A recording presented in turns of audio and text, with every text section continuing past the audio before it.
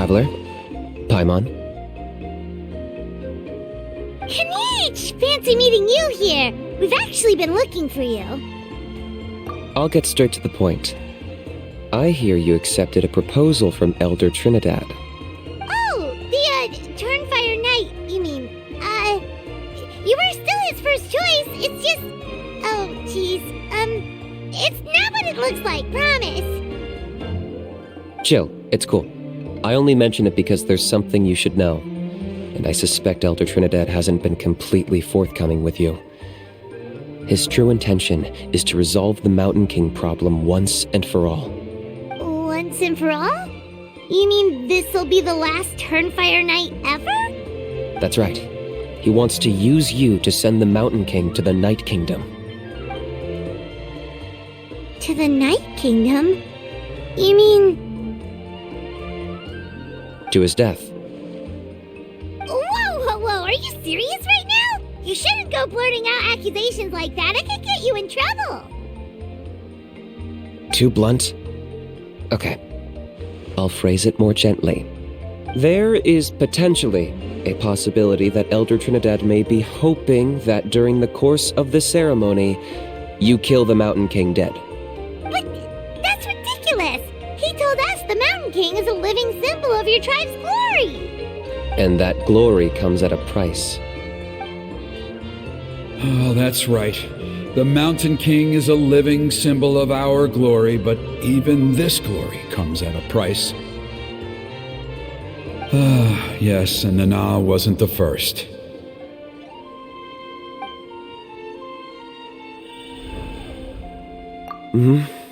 She likely won't be the last to lose her life either. Still, is killing the Mountain King really the only way? It seems so extreme. The Mountain King is a unique case when it comes to abyssal contamination. It's eaten away at him for so long that it has consumed him entirely, and the damage is irreversible. That evil power has both driven him insane and kept him alive over the centuries. So, to look at it one way, once it's completely purged from his body, the Mountain King will finally be able to rest in peace. In past ceremonies, we've only purged around half of the abyssal power. This was to strike a balance, to keep him alive, but also keep him asleep. Trinidad didn't say anything about how much power he wanted us to purge, but he did say there were some more details to go over before the ceremony. Then it sounds like you'll know for sure soon enough. If he really asks us to kill the Mountain King, what should we do? I know this must come as quite a shock, so I suggest you act like you didn't hear anything for now. But would you have time to visit the chief after your meeting with Elder Trinidad? I'd like to make a deal with you. What kind of deal? One that comes at a very reasonable price. I'm sure you have plenty of other questions, but we can talk more later. Good. See you soon.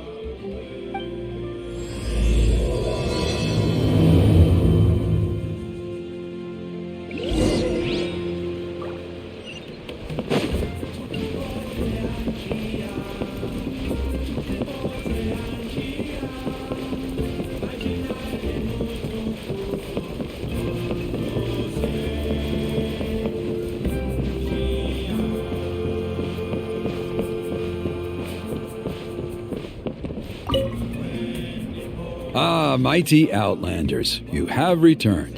Did you have a good rest? It was, pretty good, yeah. Glad to hear it.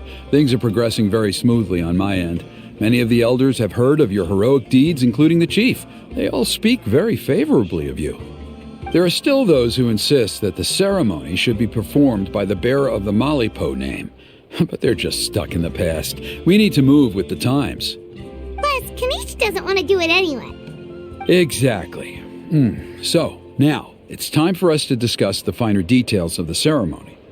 We covered the fire lighting part of the proceedings yesterday. The next part is the purification of the Mountain King. It's quite simple. You just need to use the sacred flame. We've done it plenty of times before, and it's always very routine.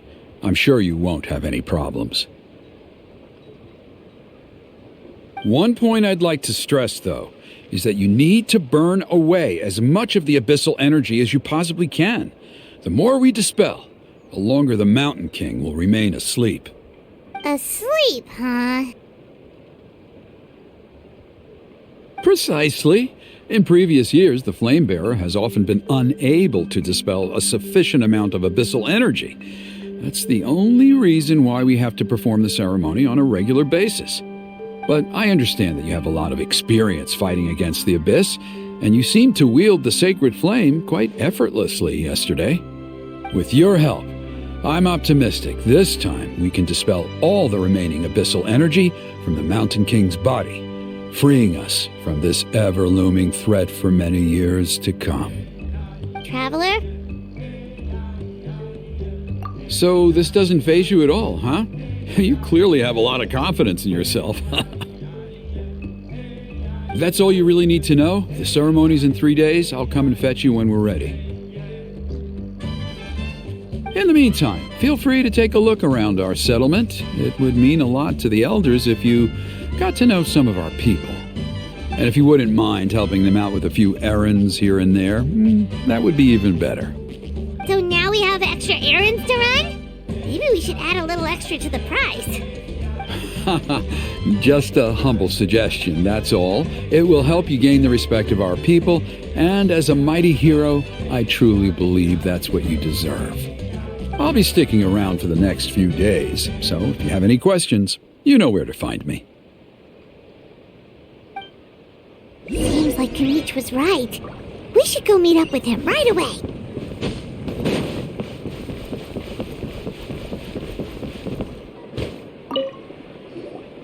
Huh, you're here. Kinich! Elder Trinidad said that... I can tell. It's written on your faces. Is that the Traveler in Paimon? Forgive me for not being there to welcome you on your arrival. That should have been my duty as chief. Hello, Chief Waina. I only heard the news from Trinidad yesterday, so I asked Kinich to invite you over for a quick chat.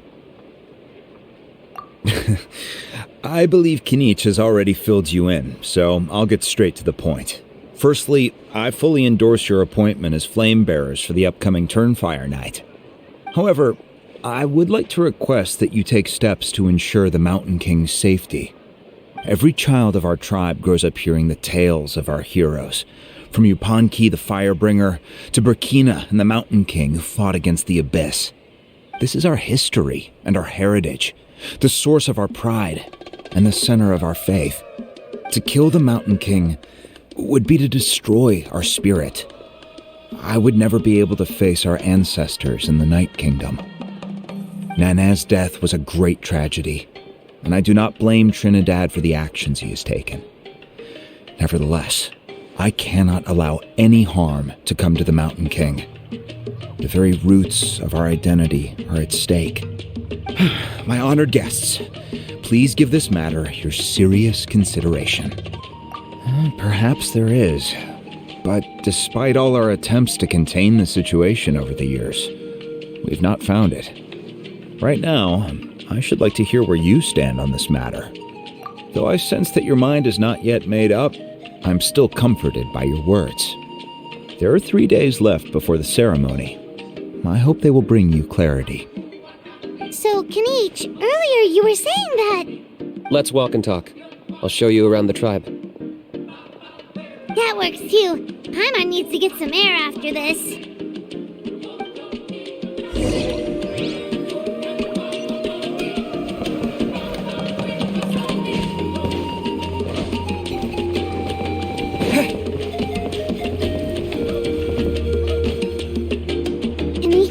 Paimon finally understands why you turned Trinidad down. You knew what he was planning, didn't you? That's why you didn't want to be the flame bearer this time, because it's a double-edged sword. The whole Mora thing was just a sneaky excuse. Double-edged sword is right. But my response wasn't merely an excuse. To solve this exceptional problem, an exceptional price must be paid. I'm working on it. Really? Well, come on then, let's hear it. In a moment. Didn't you have a question you were about to ask me? Oh, yeah. What was it again? Oh, right. We need to talk about a house. completely unhinged. I agree that he has a problem. He needs disciplining, so I hired him a teacher. You got him a teacher? Oh, Paimon would love to see him get scolded for bad behavior. Anyway, moving on. When we ran into a house, he said you two were investigating some abyss thing together. Is that related to the whole Mountain King situation? Yes, that's the angle I've been working on. I'm a Saurian hunter, but I occasionally hunt the abyss too. One time I was pursuing some purple demonic dogs when I accidentally entered a hidden space. I did some research after the fact. Apparently they're known as beastly rifts, and there are many of them of all different sizes. That's where those purple dogs were coming from. So, if we can locate one of these beastly rifts, clear the monsters out, and move the Mountain King inside, he'd be able to continue living, but without posing a threat to the tribe. Whoa, that sounds kinda crazy. Would it really work? It's not without its risks, of course. There's a lot of unknowns in the equation. For instance, for all we know, a prolonged period inside the rift could make the Mountain King's condition worse. Still, we desperately need something like this, even just as a temporary measure. You've seen the conflict the issue is causing in our tribe for yourselves, and believe me, it's been a long time coming.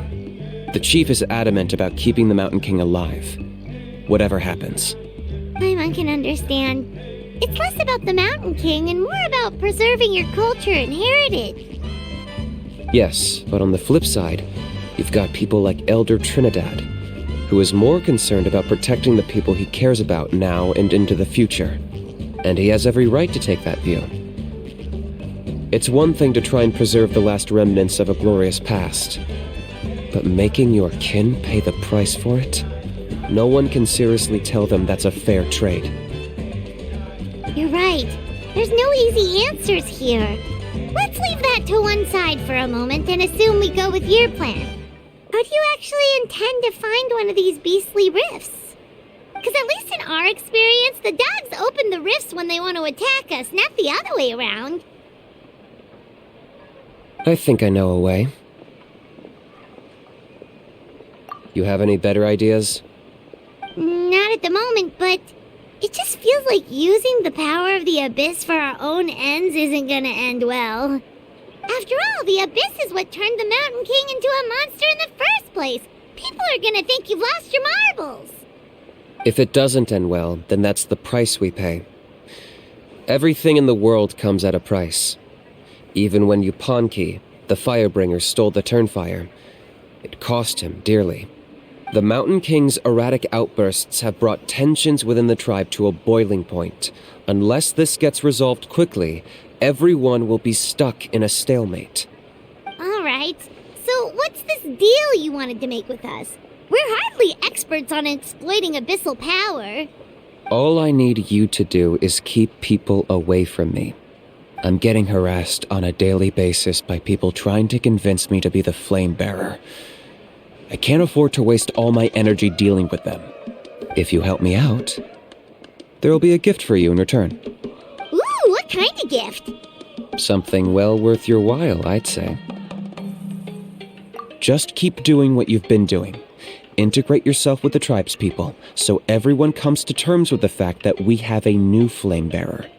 That way, I won't have an endless stream of people coming to beg me to join the ceremony, and I can focus on finding a way to summon the beastly rift. Then, when the day of the ceremony comes, we'll move the Mountain King into his new home. Still sounds pretty crazy. Even for a daredevil like you, that's dangerous. And even if it works, what if neither Chief Lina nor Elder Trinidad are happy with it? Have you thought about what you'd do then? At least the two of them would finally be on the same side of the issue, leaving only me on the opposing side. The tribe needs leaders like them far more than a Saurian hunter for hire like me. Can I take that to mean that we have a deal?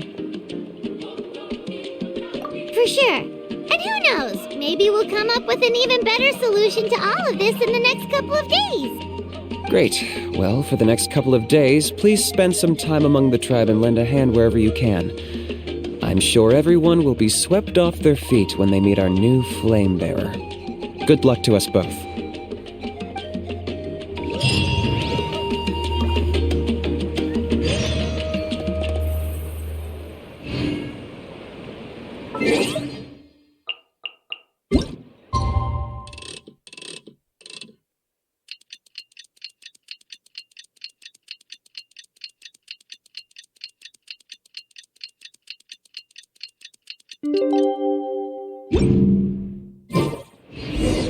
Okay, task for the day. Meet the tribespeople and take some heat off of Kinich's back.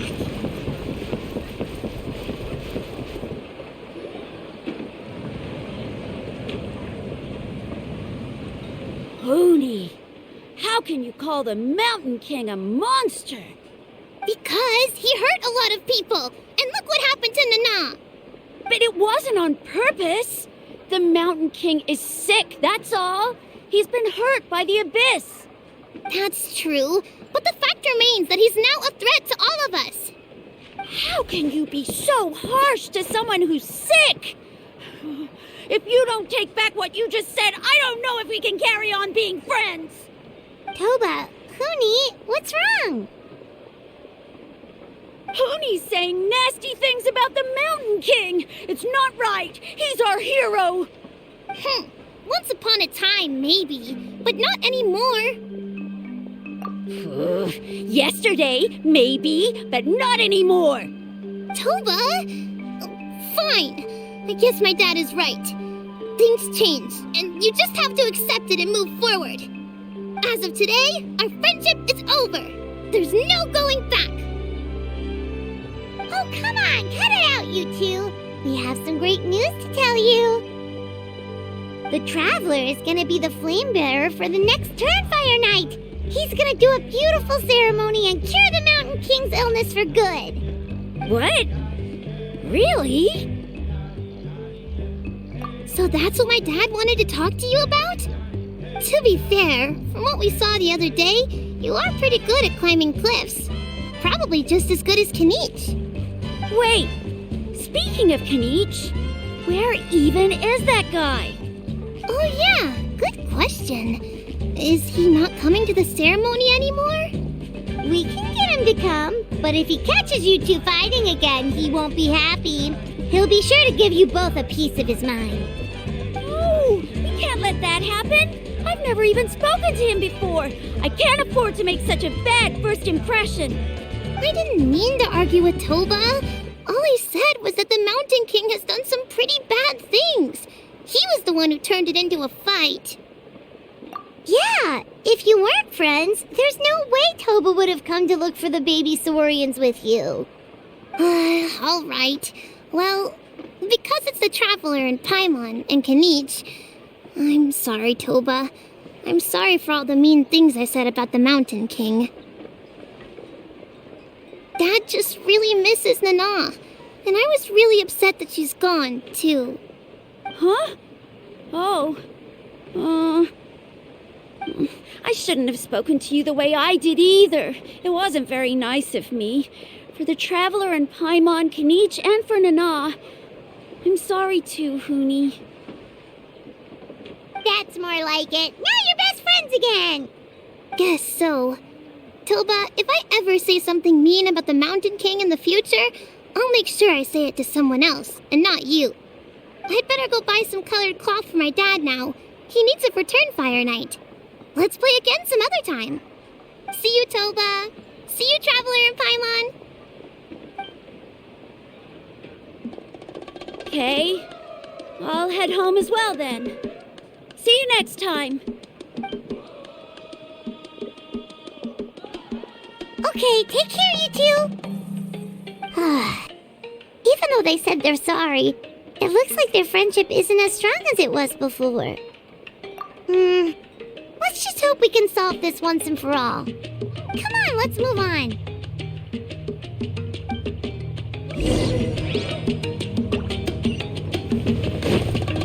Huh? What's going on over there?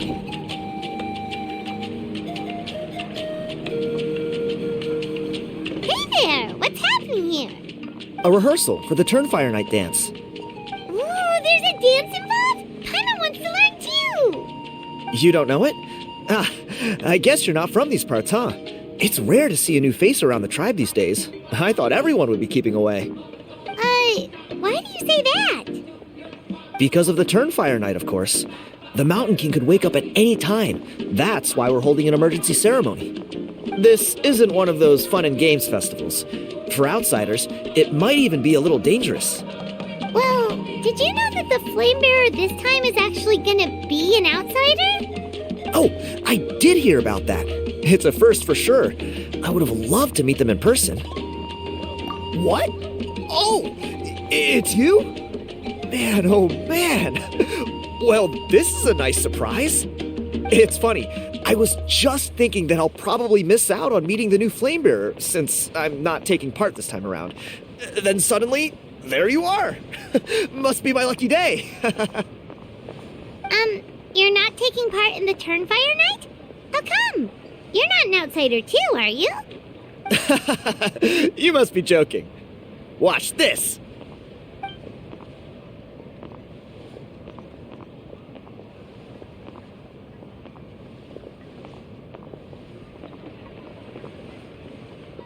Not bad, right? Yeah, I'm considered one of the better looking guys who dances beneath the pillars of the sacred flame. Been doing it a few years. Always gets the ladies out to watch. Oh, very impressive. So why'd you quit? Well, I feel like the whole Mountain King situation is getting more and more precarious. It's just not safe here anymore. One of our elders' Saurian companions even lost her life not long ago. The question is, what are we going to do about this in the long term? But our leaders don't have any answers for us. They're probably too busy fighting about it amongst themselves. The way things are going, it's only a matter of time before it gets violent. So I figured, you know what? Now's as good a time as any to get away for a little while. Go do some exploring. You look a little disappointed. Disappointed? Nah, it's a great opportunity to go see the world. As every male scion of the canopy knows. Wherever... I managed to get in touch with the Saurian Relics Association. They gave me a simple test. Find a decent quality relic, and they'll make me a member. What's the Saurian Relics Association? You've never heard of it? It's a group of amateur history enthusiasts who do research on the ancient Saurian era. They're all about collecting relics and remnants from that age. Speaking of which, the guy who was Flamebearer before you, I've heard that his Saurian buddy comes from that time.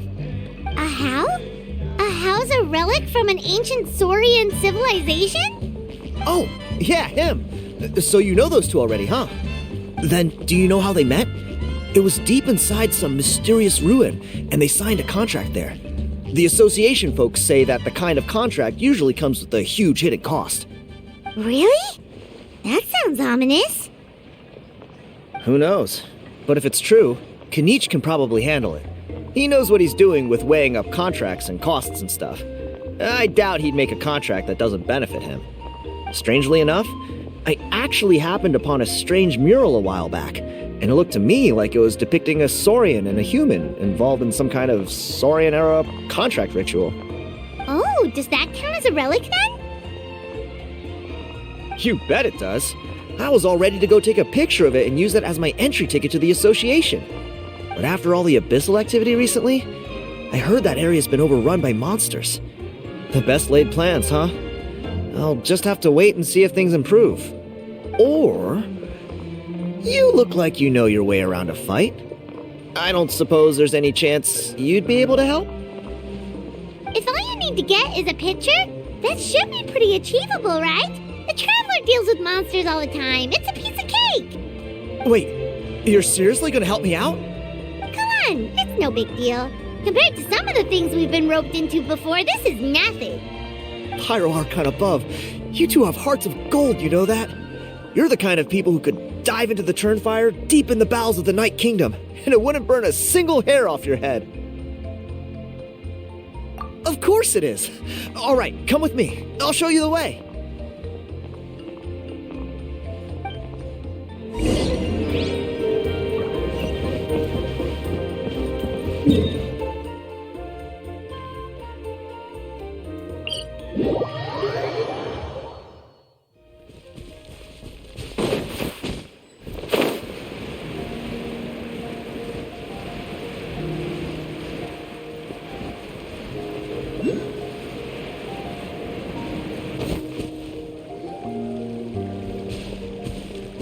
There it is. It's inside these ruins. As you can see, the place is crawling with monsters. Alrighty then. Stay back and take cover, Tiago. This could get dangerous. We'll take care of him. Great minds think alike. I'm not about to cramp your style.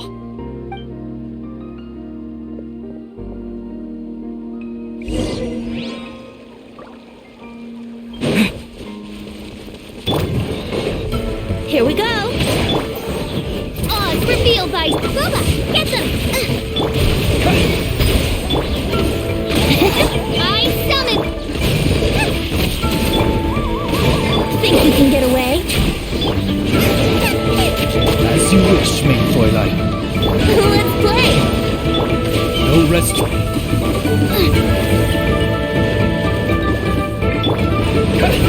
Here we go.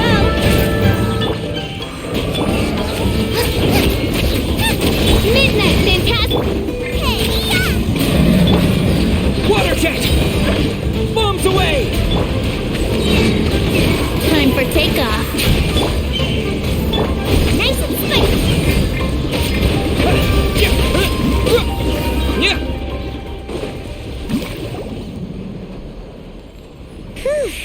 That should be the last of them. It's a good thing Tiago had the sense to stay in his hiding place, or things could have gotten really hairy for him. Hey, look! That's gotta be it, right? Definitely looks like a mural. True. Now that you mention it, most ancient murals take up a whole huge wall. This looks more like someone with a paintbrush got bored and started doodling. It does match the story he told us, though. There's a Saurian and a human. So, is that supposed to be what an ancient contract ritual looked like? Whatever. We're not here to decipher it. Just photograph it.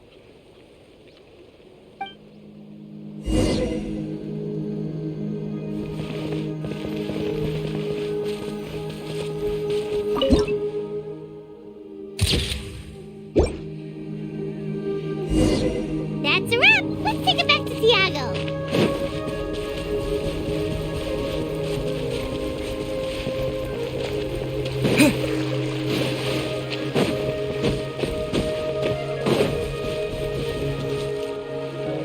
You've been robbed? Oh, Ponche. And I thought my luck was bad. Oh, I put blood, sweat, and tears into that, and now I've got nothing to show for it. Some gap-toothed goon stole it from me.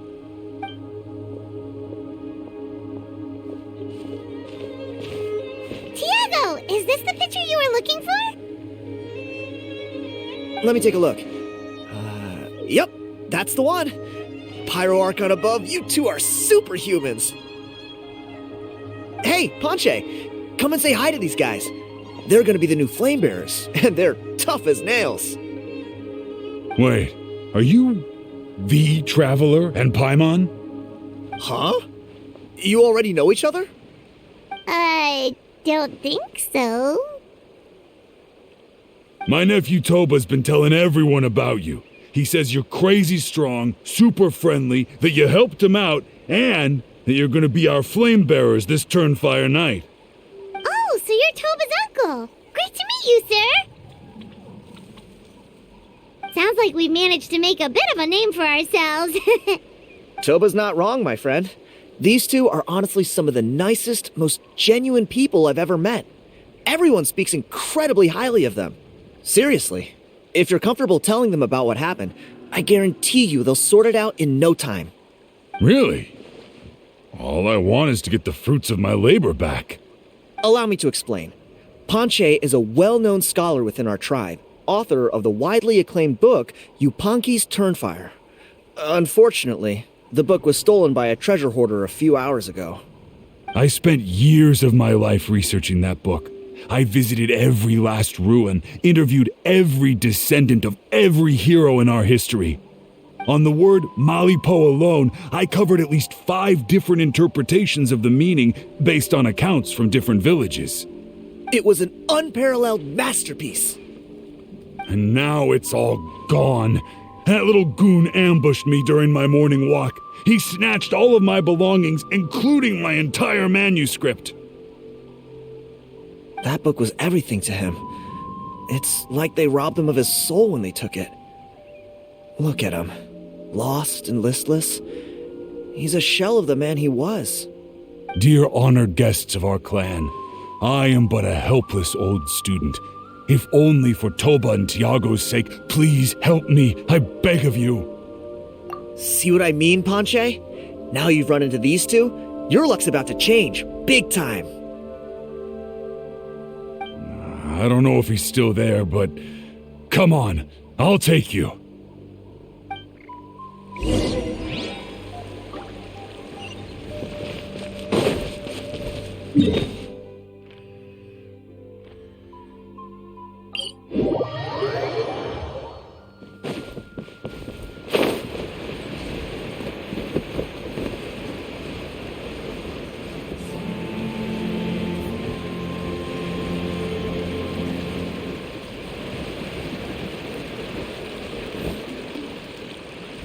Hey! You thieving rat! Give me my things back! What do you want now, you old bum? God, you're a waste of space. Prepare to get shoved butt first into a tree hollow. Oh, what's this? Brought a little bodyguard with you, huh? All right, let's see what you've got. What's this? Eat dirt, suckers!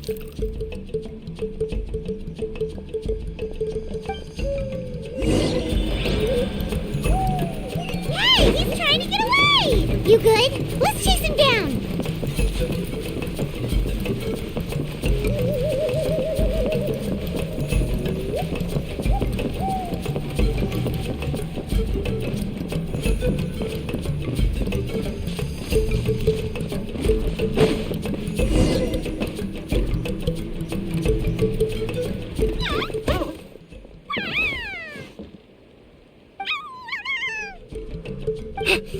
Where did these Yubkasaurs come from?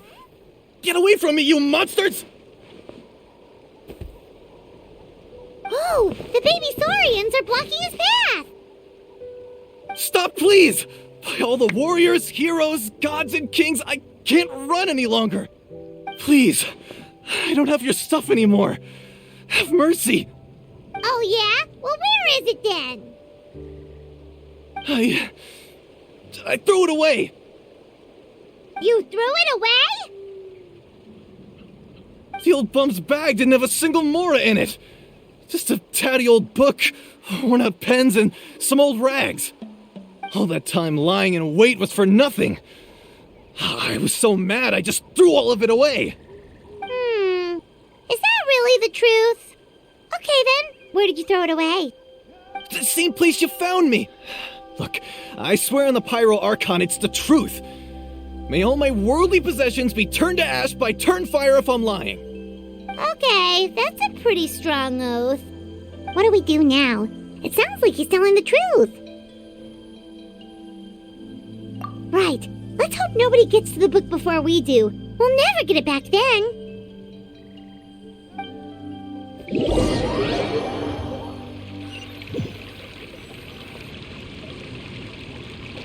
Although the Turnfire is a heroic symbol in Hoytzatlan, it always comes with the more ominous implication of eventual tragedy. This holds true for all bearers of this ancient name in recorded history. Each one of them died of non-natural causes, as if the specter of the Turnfire was always lurking in the background. This appears to suggest the existence of some higher power that is always watching the name-bearer, examining their actions, and eventually demanding payment in return. None can escape this payment, unless, perhaps, they could honestly swear by Turnfire to never make a single mistake in their entire life. Yupanqui's Turnfire. What an incredible work on ancient name philology! I can't believe it was just lying there for me to take. Let me see, the author is Ponche. Nice. A gentleman and a scholar. Silence, book muncher. The great Kahulahau will suffer your droning voice no longer. Do you truly find no joy at all in perusing such rich historical records?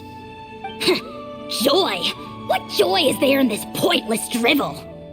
Well, it makes a pretty shocking prediction. Every bearer of the ancient name Malipo eventually meets a grisly end. Maybe that's the price you pay for the name that means price? What? You're saying Kinich will die a violent death? So I'll finally get to take over his body? When will that glorious day arrive? The great Kahulahau demands to know! Wow, you are just irredeemable, aren't you? An agent of chaos down to the core. You make us Abyss Order folks look like saints in comparison. Silence, maggot! To presume that anyone compares your kind with the great Kahulahau is sheer vanity. And if that day ever comes, oh, your doom will soon follow. You don't need to lecture me about Doomsday. Here's what I know, based on countless historical texts. All civilizations will be reduced to rubble by the passage of time. From ancient kingdoms to heavenly thrones to worlds beyond, there are no exceptions. But from the ruins of every civilization, the dust will rise and never settle, thus transcending the confines of time. That dust is what we call a civilization's spirit. And you, great Kahulahau, are one such speck of dust from a bygone age. I've paid dearly for the chance to observe you up close. Now, let me take a good look at you. We'll see whether any memories of that age still remain inside you.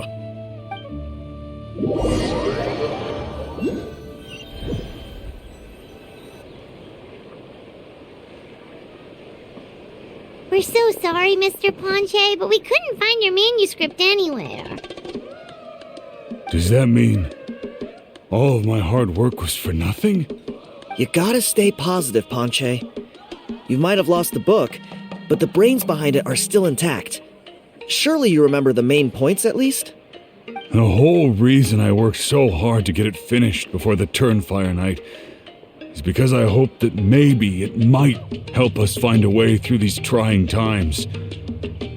Well, not exactly, but I thought my research might at least be a starting point. Oh, really? So what did you find out in your research? I think the key to all of this lies in the power of Malipo. Ponche, you know as well as anyone that ancient names don't hold any real power. Symbolic power doesn't count. You're right, but Malipo may be a special case. Given that it first arose in the era of the first Pyro Archon, it might contain remnants of Xbalanque's power. Yeah, I remember that story. My grandpa told it to me when I was a little kid. Maybe you're the special case. Most kids stop believing in that stuff by your age. I'm not talking about childhood superstitions here. There is evidence. Like what? Like the fact that the Mountain King is still alive. Everyone attributes that to the power of the Abyss. But there's more to it than that. The key factor is that Burkina summoned the power of Malipo at the cost of his own life. If you don't believe me, then answer me this. How many other creatures can you think of who lived longer, not shorter, after being contaminated by the Abyss? Traveler, different situation but similar idea. Doesn't this remind you of the hilly... So, I came to the conclusion that Malipo must refer to some mysterious ritual involving a tit-for-tat exchange. It began with the first Pyro Archon, fell with the Grand Alliance, then was buried in the Night Kingdom, and now it awaits the call of its new bearer. Hey. Sorry to interrupt, Ponche, but you seem to be getting a little overexcited. I'm sorry. I was originally planning on presenting my findings to Kinich, I'd hoped he would be attending the upcoming ceremony. Sounds to me like you dreamed up one fanciful theory to support another. Kinich, what are you doing here? I more or less finished what I was doing, so I came to have a quick catch-up. Now a good time? Kinich! I'm onto something. I haven't worked out all the details, but you have to attend the Turnfire Night. So Mr. Ponche here has done a lot of research on the history of the Turnfire and thinks he might have found a way for you to solve the problem. I'll be there, Ponche. Let's go.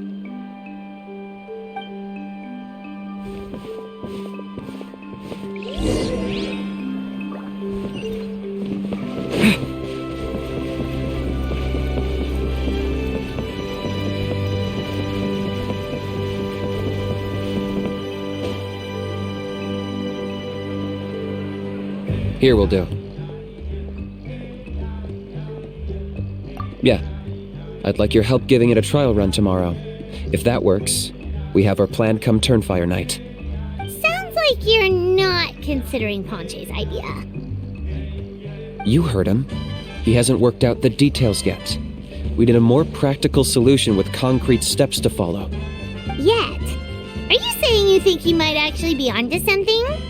I think it's possible, based on something I know about the war 500 years ago.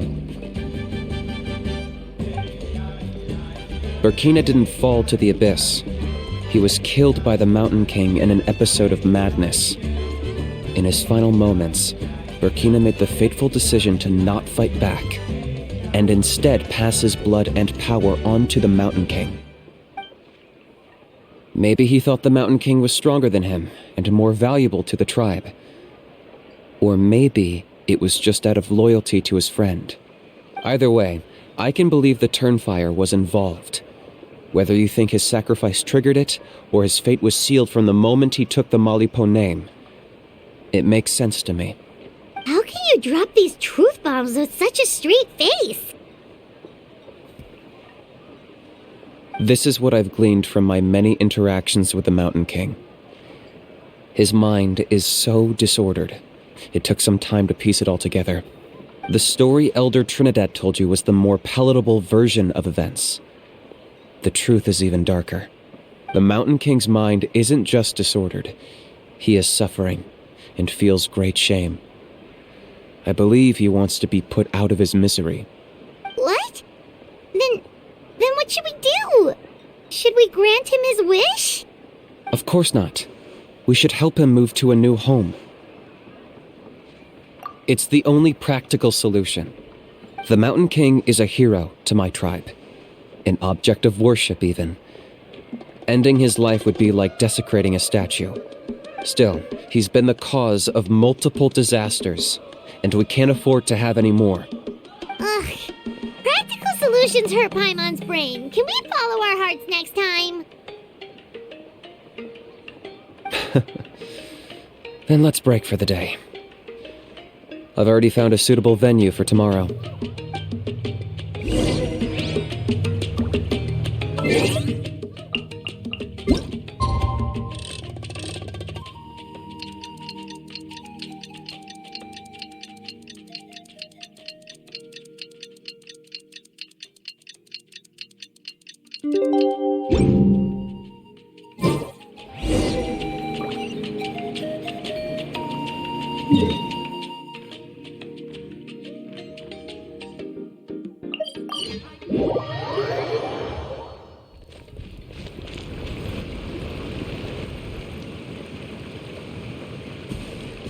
You're here.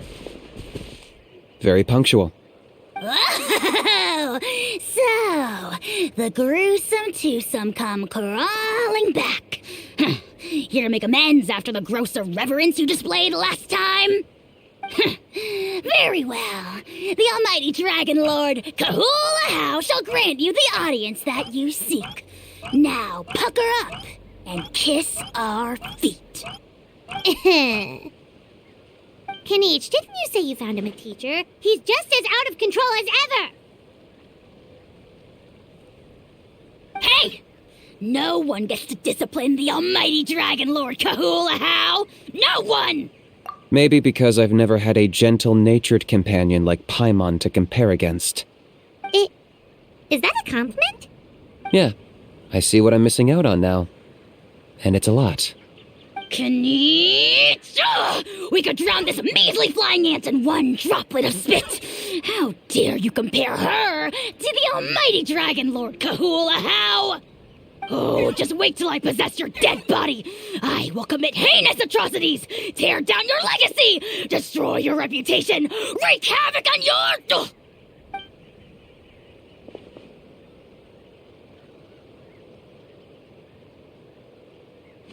Traveler, Paimon, let's get down to business. Once we've opened the beastly rift, you're welcome to toss a How in there for a couple of days. With pleasure. You don't need to ask twice. I got my hands on this device in a trade. It's meant as bait, but it'll also stabilize the abyssal energy. The rift towns will tear through space to get to this. Once they're here, we take them out and claim the rift for ourselves. You'll find out soon enough. First, let's try this out.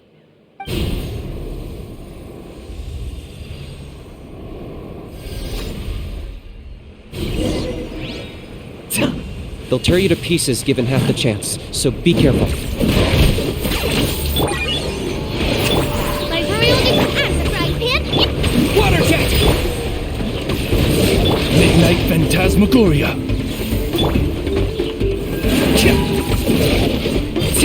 My mistake. Wipe out! Booba, get my summon! Yahoo! Think you can get away? Water jet! Eat this!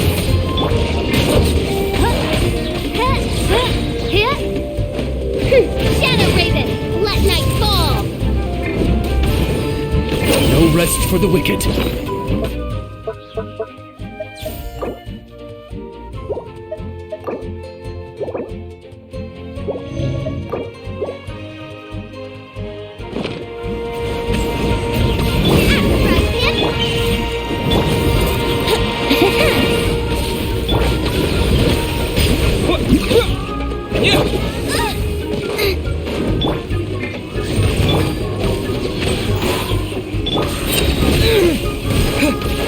Bombs away! Midnight Phantasmagoria. Uh-oh. Are there even bigger ones on the way?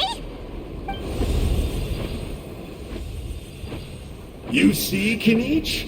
I'm a man of my word. In fact, I'd say I under-promised and over-delivered. Nifty little gizmo, isn't it? I take it this is your true form?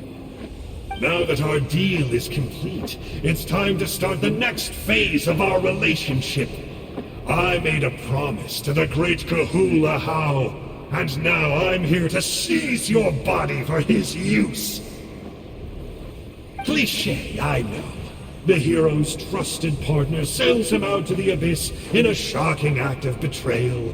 Cue bad guy speech and drawn-out death sequence. Huh? Angel? Huh? Huh? What are you two doing here? Oh, Mr. Kinich, this is not what we agreed on. Traveler, this is the gift I got you. I know you're looking for intel on the Abyss Order, so I thought he might be of use to you. But it looks like you've already met. Yikes. Frosty reception. Gotta say, I kinda pictured this moment going a little differently. Tears of joy welling up in your eyes as you say the words, "It's good to see you again, old friend." Don't be ridiculous. Sounds like you've been reading too many romance novels. There we have it. Change is inevitable and nothing lasts forever. What a pity. Well then, time for you to meet the new me. This time, please call me Sanka. Sanka! Aha! So you're a glasses guy! You tricked Huni and Toba into telling you a bunch of stories! What does it matter? A name is a superficial label. It's what's deep down inside that counts. And I've shown you the deepest parts of me. That would explain a lot. Why else would you show up here and start acting like a wise guy? You looking for a fight? I'll pass. I do rather like you, as I've said before, but my one quibble is that you really don't know your own strength. Wait, of course! You're the one behind all the recent Abyss activity! Let Paimon guess, you've been provoking the Mountain King too! Haven't I told you before? I'm not part of the inner circle who do our Highness's bidding. My interests are far more low stakes. I spend my time digging for truth in ancient doodads and books. You really think a benchwarmer like me is capable of more than that? I investigated him. He's not connected to the recent events. Just happens to be in the area. So I struck a deal with him. He helps me summon a rift. I allow him to do some historical research. But that's all over. And now Kinich wants to hand me over to you. Well, I was hoping this would be an opportune moment to whisk away his body. That would have given me some more time to study the great Kahula How. But now I've run into you, which is just my luck. Or maybe I've incited the wrath of the Turnfire, and this is the price I have to pay. But I don't understand. What did I do wrong? Wait, does that count? Let me think. How? You are the worst of the worst! Colluding with the Abyss Order against Kinich? How could you betray your partner? There is no betrayal. The almighty Dragon Lord Kahula How is a partner to no one. Don't worry, I told him to act as bait. Yes, and you should have picked a bigger fish. The Abyss Order? Ha! What a joke. Not even a match for our lowly servant. I put up with this toad croaking for days, and it was all for nothing.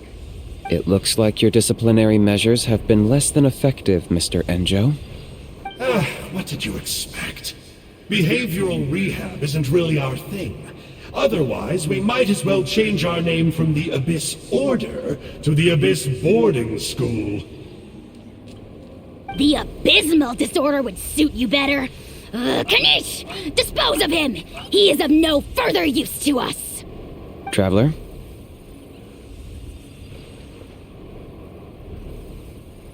Hey now, I may be a lowly clerk, but don't underestimate me.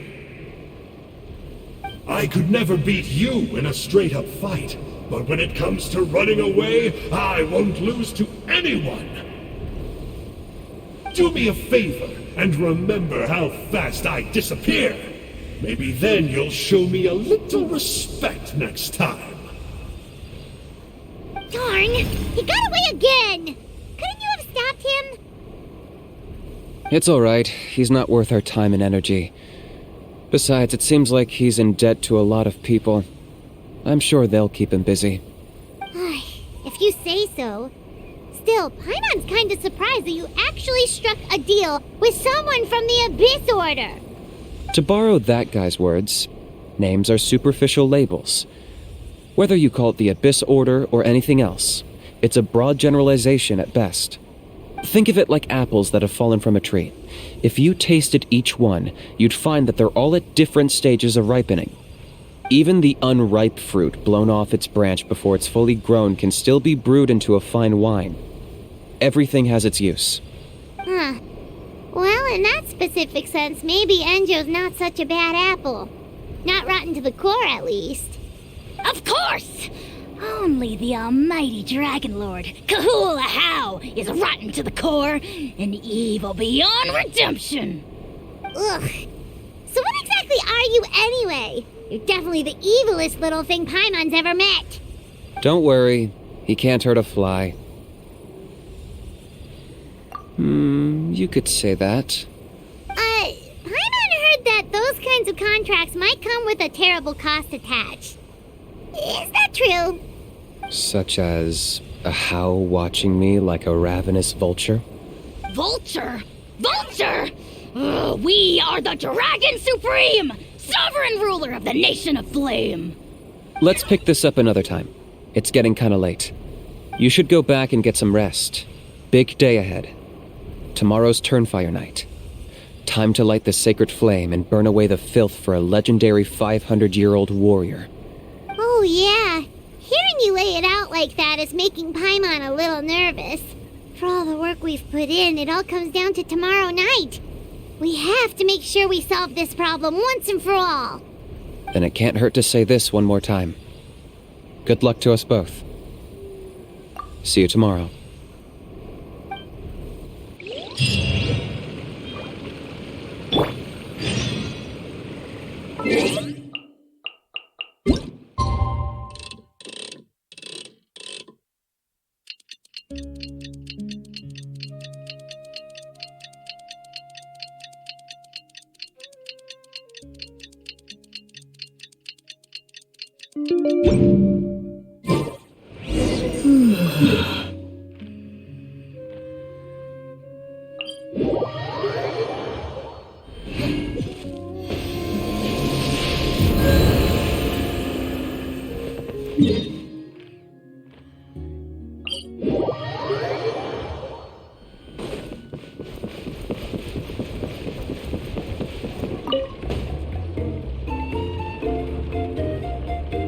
Ah, at long last, you're back. I hear you've done much for our people these last few days. Everyone has nothing but praise for you. Many young people have heard the rumors too. They're all eager to meet our new flame bearer. Well, they won't have to wait for long. It's almost time for the ceremony. We really hope we can resolve the Mountain King situation quickly and smoothly. Seems like a lot of people have been worrying about it, huh? Well, it's nearly time. So, if you're ready, then follow me to the ceremony site.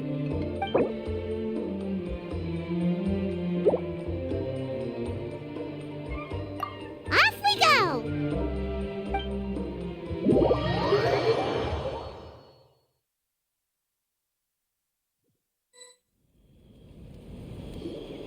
Here we are.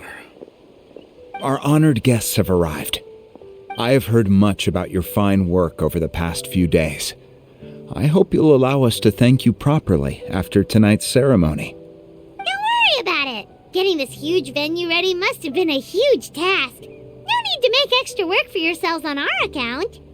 Oh, if it means getting the Mountain King issue resolved, no cost is too great to bear. A resolution will come in due course, but every great fire starts as a tiny spark. We must take it one step at a time. No one would disagree with you if that were possible, Chief, but it's been far too long since we've seen a real step forward.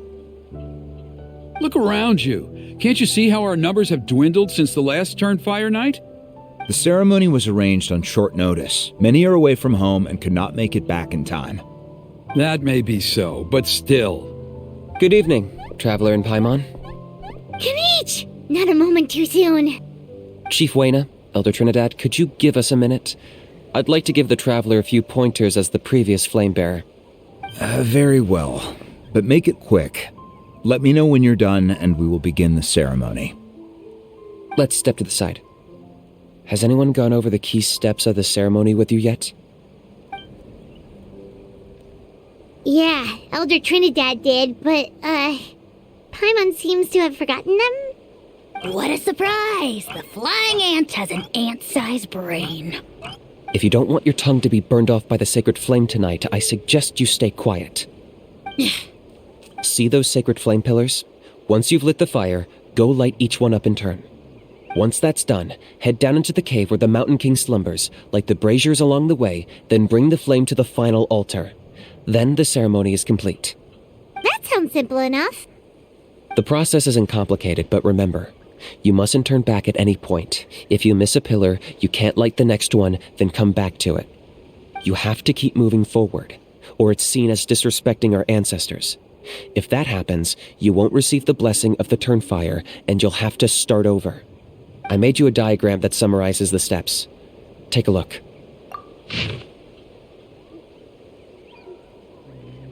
So that's our part. What about you?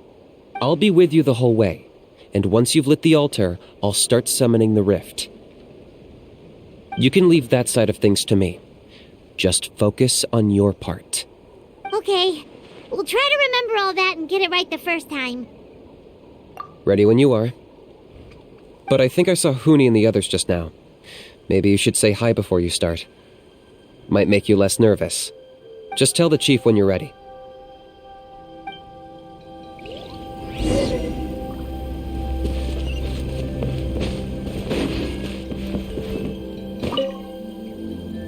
How are you doing? Is all in order? I'm counting on you. Don't forget what we talked about. By past fuel and present flame, life marches ever on. My brothers and sisters, the time has come to light the fire once again, and let the Turnfire night shine bright in Hoytzitlan.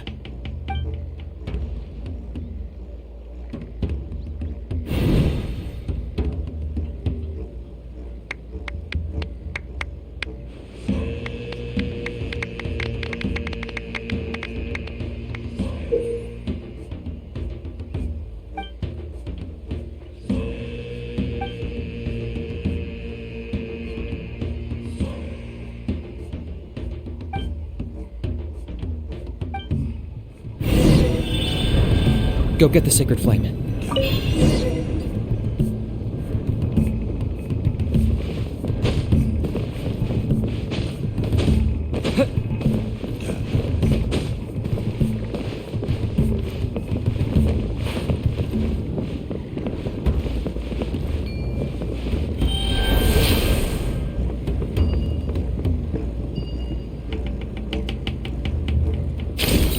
Nicely done. Off to a good start.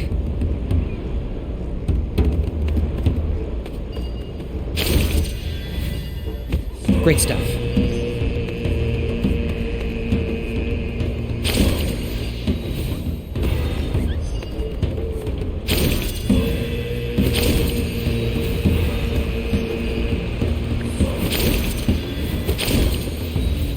You're over halfway. Keep it up.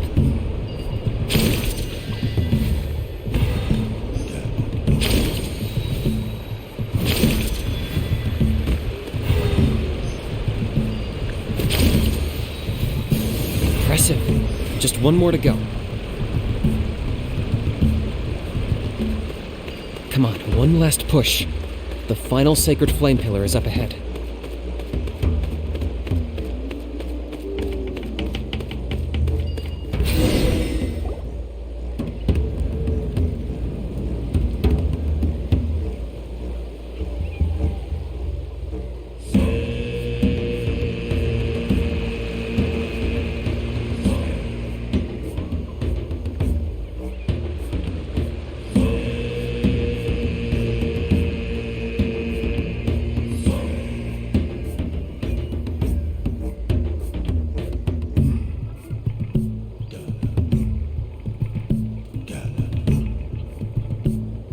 Great! All the pillars are alight. Next, it's down into the canyon and head for the Mountain King's cave.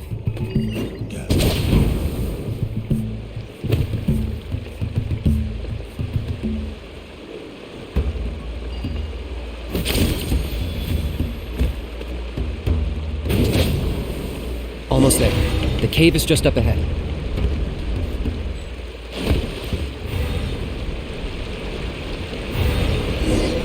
The Abyss presence is growing strong. We should deal with the contamination first.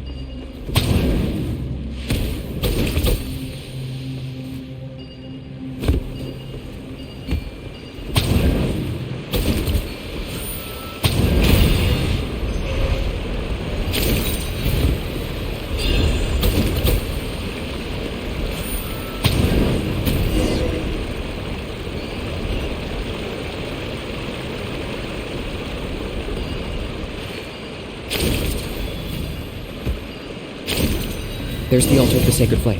Remember, light up the torches around it first.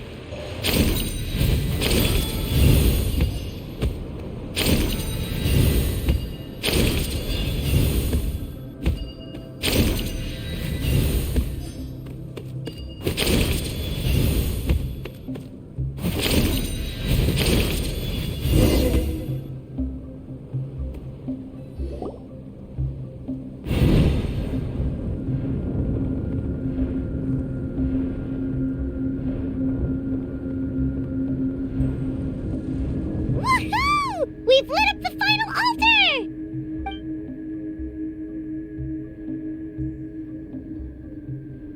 That's the Mountain King up ahead, right? That's him. Kangamato, king of the Yumkasaurs from 500 years ago. He's very powerful. Paimon can tell. He's huge. Let's tread carefully. We don't want to wake him up. You've made it at last. You did even better than I expected. Traveler, now comes the final and most important step of the ceremony. Please use the power of the sacred flame to cleanse the Mountain King of abyssal filth. There's no need this time.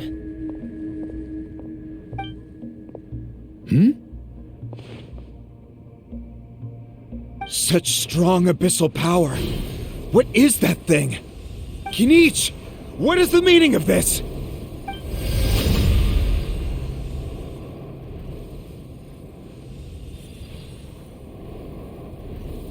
Is that a beastly rift? Chief Wyna, Elder Trinidad, this is about to get a little dangerous. You should step back. What do you think you're doing?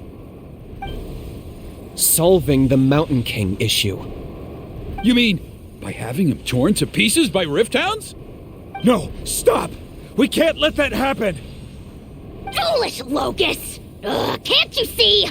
We're trying to shove your Locust King into the beastly rift! But...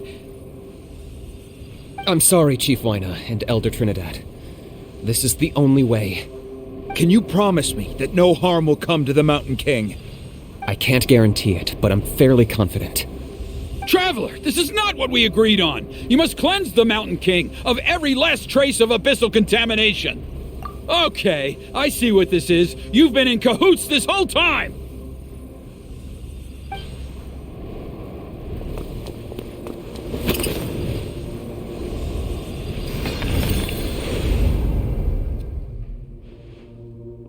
Ugh, you imbecile! What have you done? Oh no! The device is destroyed!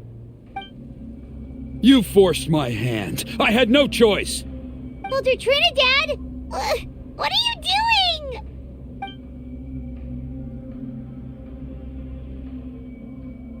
No, the Mountain King is waking up!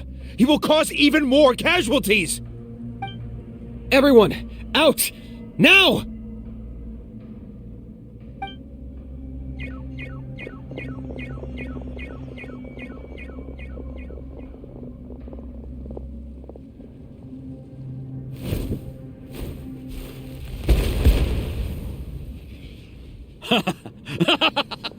Well, it seems there's only one way to awaken you all from your willful blindness. More sacrifices must be made.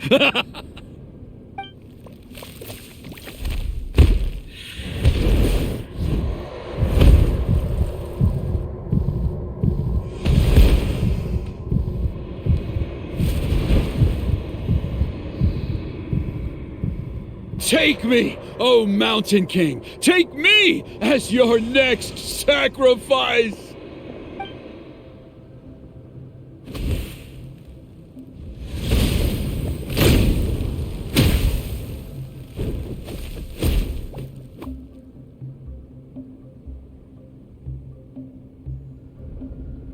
Everyone's still outside. We have to keep the Mountain King here. Give me a hand. Locked up!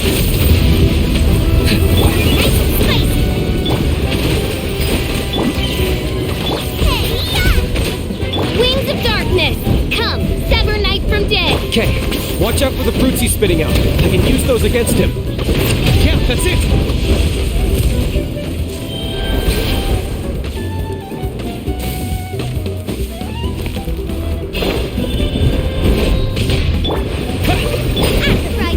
into the fire!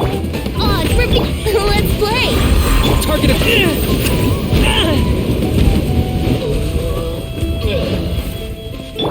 I think you can get away. Midnight Phantasm! Brace yourselves. Yeah! Go!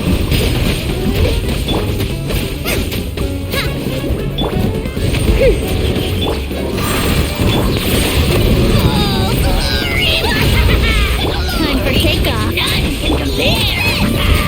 Especially not when I'm in a bad mood. Midnight Phantasmagoria.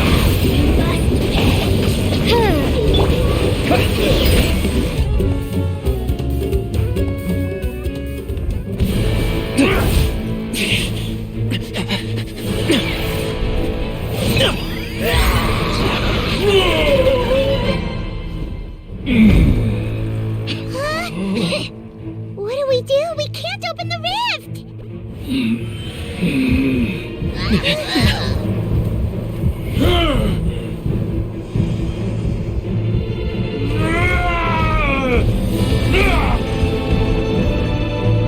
Kill me! Put an end to Hoyt's shame!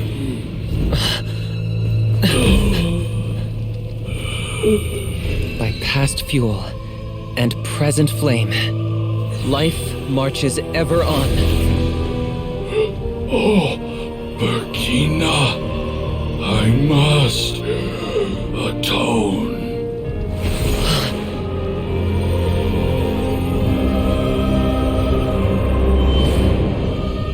Patience.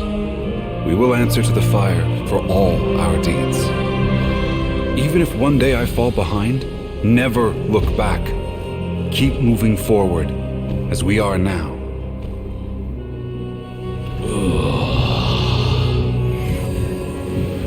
Live with your guilt and shame. This is the price to pay.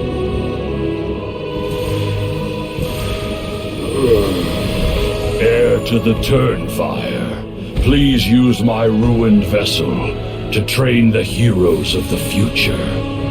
The will of Kangamato will march ever on, till the abyss is stamped out.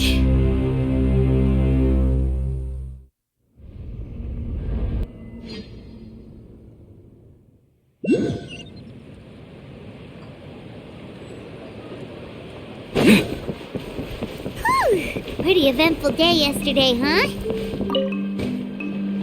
Traveler, you've come at just the right time. I have some good news for you. Trinidad's condition is stabilized. He suffered burns on much of his body, but we believe he'll survive. Guess that's the best news we could hope for.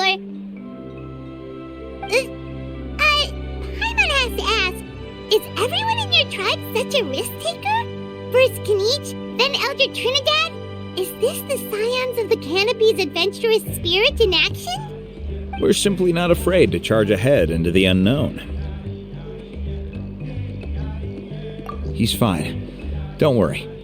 He's gone to check on the Mountain King. Something most mysterious has happened. After the incident yesterday, a transparent shell has formed around the Mountain King's body.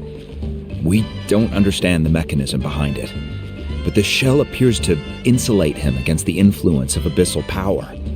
It is somewhat akin to a scab, in that it stops the abyssal energy within him from bleeding out, while also preventing further abyssal energy from seeping in and infecting him. We've never seen anything like it. The tribe's most senior elders believe it was caused when he was burned by the sacred flame, similar to the way burned wood becomes charcoal. I think their theory makes sense. After all, we've never thrown the Mountain King directly into the sacred flame before. Wow. So it's made a barrier against abyssal energy? That's a good thing, right? It's practically a miracle from what we've seen of it so far. It means that the Mountain King's level of abyssal energy is now stable. No longer will we need to perform an annual cleansing ceremony. Wow, that's amazing! I know what you're thinking. The young people in the tribe are already speculating that yesterday's ceremony was a Turnfire night like none other in our history. Because you and Kinich, you summoned the very flame that appears in our ancient legends. A great transparent ball of fire. And that fire is what saved the Mountain King. Whoa! So that was the real Turnfire? I may be the chief of this tribe, but I've only ever known the Turnfire as a concept in our legends. I cannot answer that question. If anyone can answer it, I suspect it would be the bearer of the Malipo name. He is in the Mountain King's cave as we speak. Ah, so Kinich then. Why don't we go see how he's doing?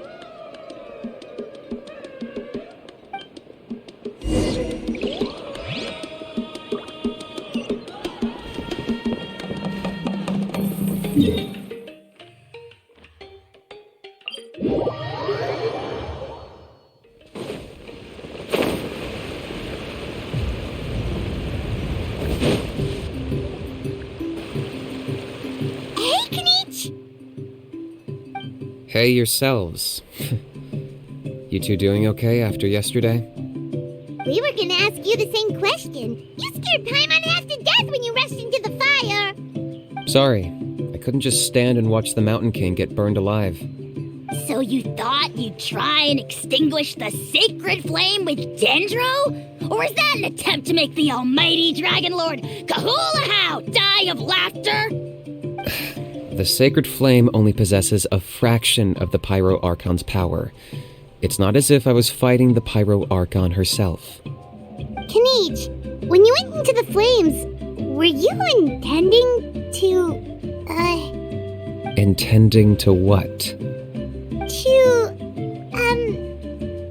do the same thing as Burkina? Sacrifice myself?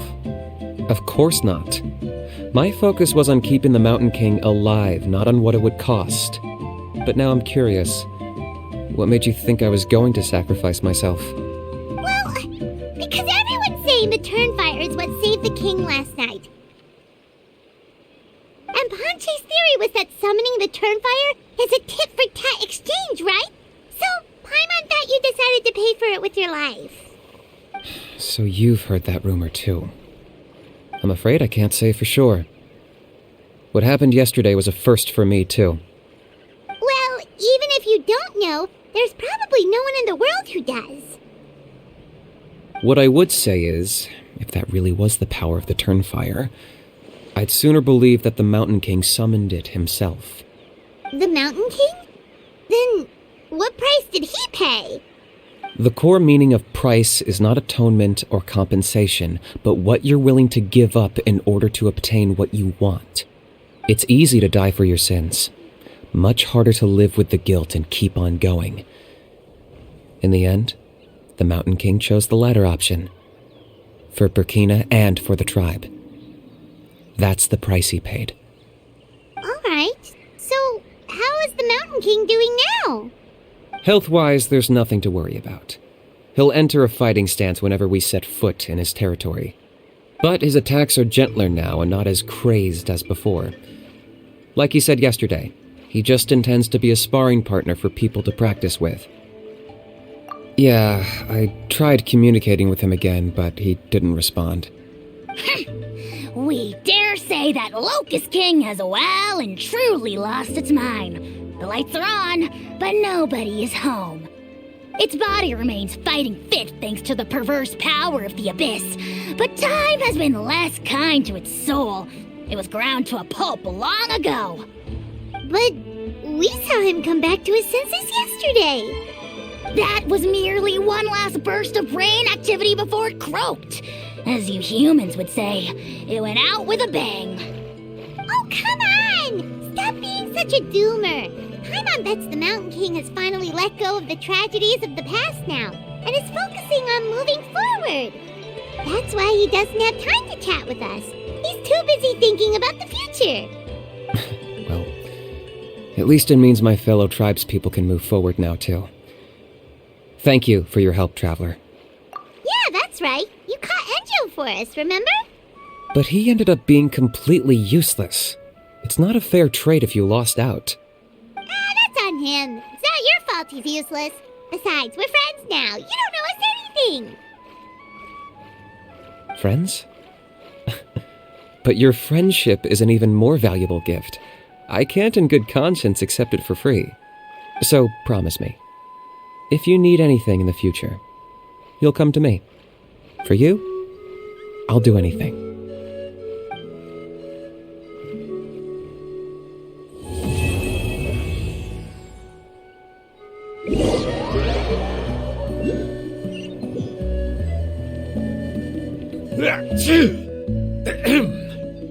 So, in the end, only poor little Huni got the sad ending?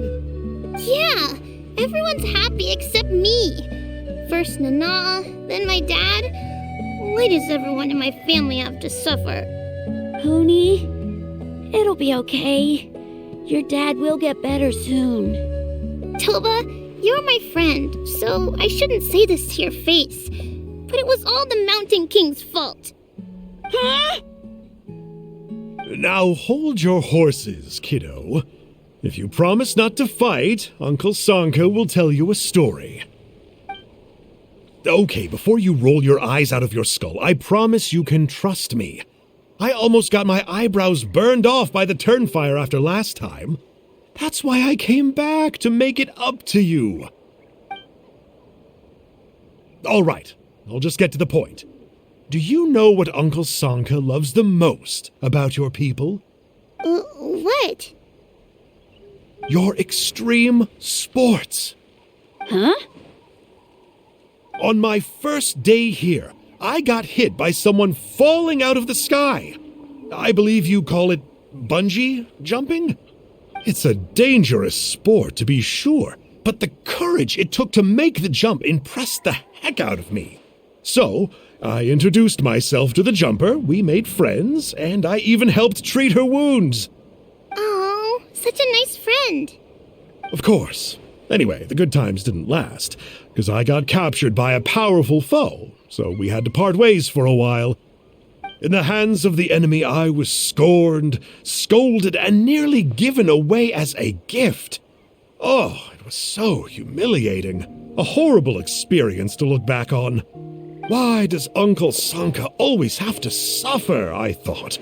So I feel your pain, Huni. I was in the same position. But in the end, I made it through, and I left all of those painful memories in the past. I even managed to reunite with my friend. Is that it? The moral of the story is to look forward in life, right? Yeah, we've heard that one millions of times. Sorry, Uncle Sanka, but you're not cut out to be a teacher. Very smart, Huni, but not quite smart enough. What I'm trying to tell you is that after I reunited with my friend, I found her injuries were all healed, but she really missed her family. So, I thought you might like to see her too. She's right behind you. Turn around and see. Another trick about not turning back? I'm not falling for that one again. Huh?